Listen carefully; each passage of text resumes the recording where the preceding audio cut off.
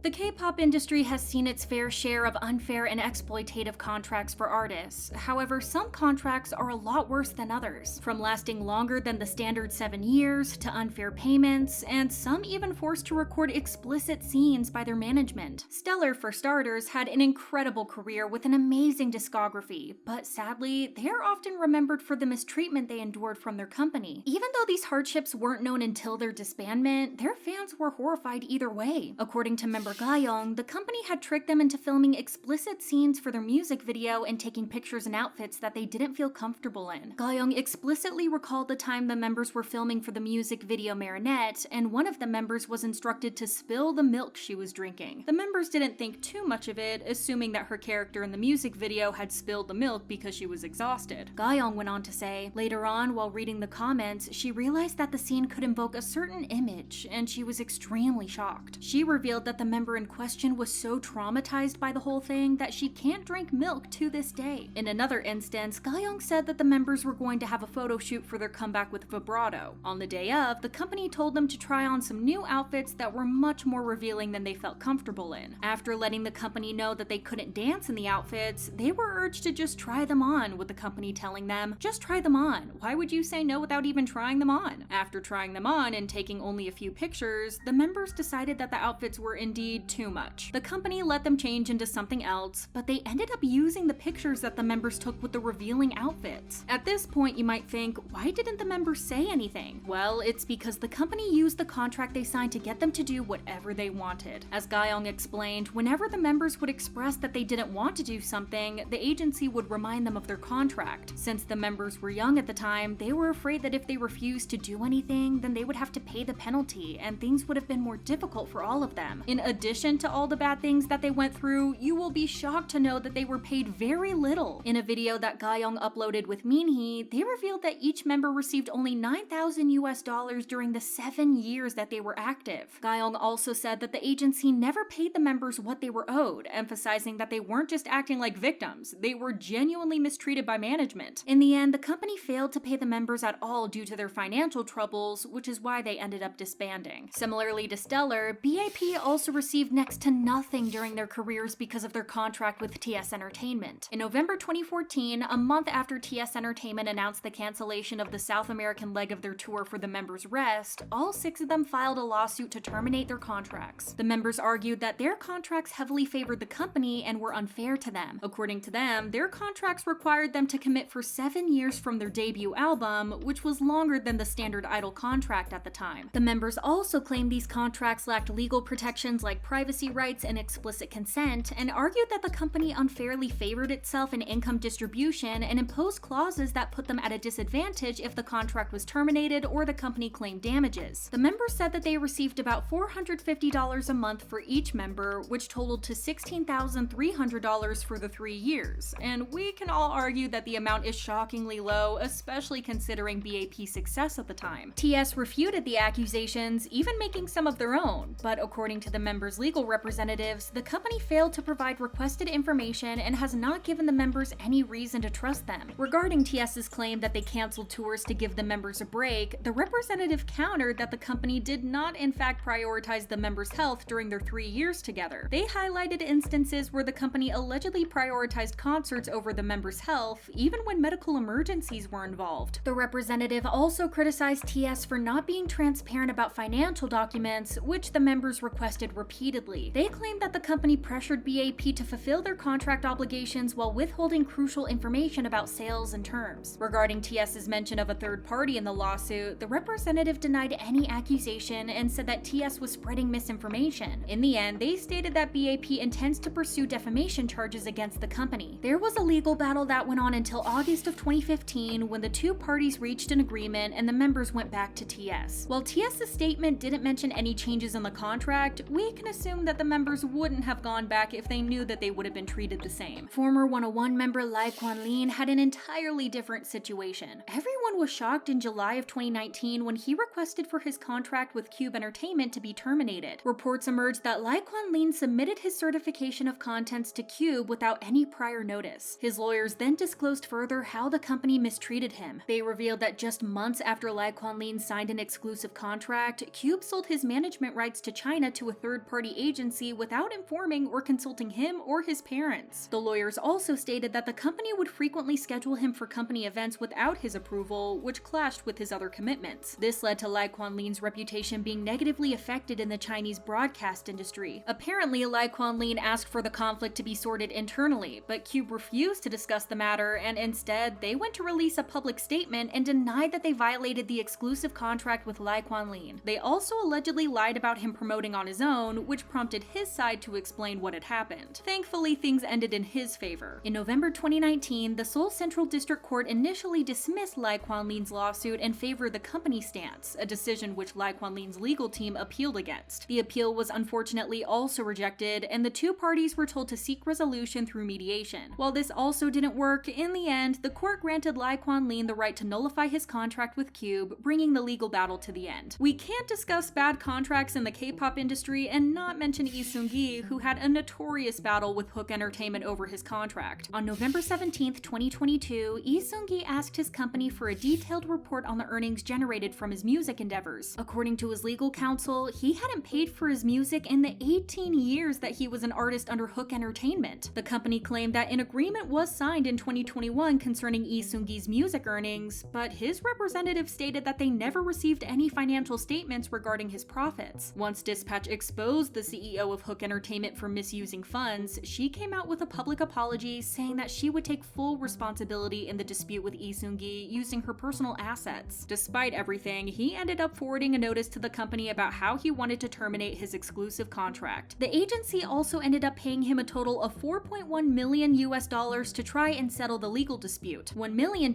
was for his base earnings, with $2.2 million accounted for his earnings from music distribution, and they also gave $915,000 as interest. Sadly for Hook Entertainment, Lee Seung-gi decided to continue with the lawsuit, as he said that he didn't sue the agency for money. He also accused the CEO of misusing the fact that he was underage and his lack of experience, in addition to mistreating and gaslighting him. The legal battle between the two is still ongoing, even though Lee Seung-gi has already signed with another company. One of the most exploitative contracts that has been exposed in the recent few years, though, is that of Luna's. Everything started in November 2022 when Chu was kicked out of the group with a company, Blockberry Creative, claiming that she had misused her power to mistreat staff members. This claim wasn't believable in the slightest, so fans knew that something fishy was going on. Their suspicions turned out to be right after the other 9 members, with the exception of Hyunjin and Vivi, filed an application to terminate their contracts. Even though Blockberry Creative tried to do some damage control by announcing a comeback, all fans unanimously decided to boycott everything in support of the girls. Then, on December 19th, Dispatch delved into the conflict between the two, revealing that it stemmed from unreasonable contract terms. According to the report, in December 2017, Chu and Blockberry signed a contract splitting her entertainment earnings 70-30, with the company taking the larger share. While it's not strange for companies to take the bigger part of the earnings, the expenses weren't split evenly. Blockberry's post-settlement system meant that 20% of their expenses were passed on to Luna members, leading to debt accumulation if expenses exceeded 70% of revenue. Since 2016, excluding Chu, the other Luna members earned about $14,275,000, but are estimated to have had around $153,500 in debt each due to the high expenses. Chu, who had numerous personal activities like ads and variety show appearances, started receiving payments from December of 2021, and at the time, she had about $169,000. Dissatisfied with the settlement ratio, Chu then filed for an injunction in January 2022 to suspend her exclusive contract, and the court sided with her. Chu continued her activities independently, only sharing profits from group activities with the agency. She renegotiated her contract, changing the settlement ratio to 3-7, gaining the right to opt out of certain group activities and to terminate the contract anytime, which led the company to kick her out entirely. Even though there was a long legal battle between the company and the members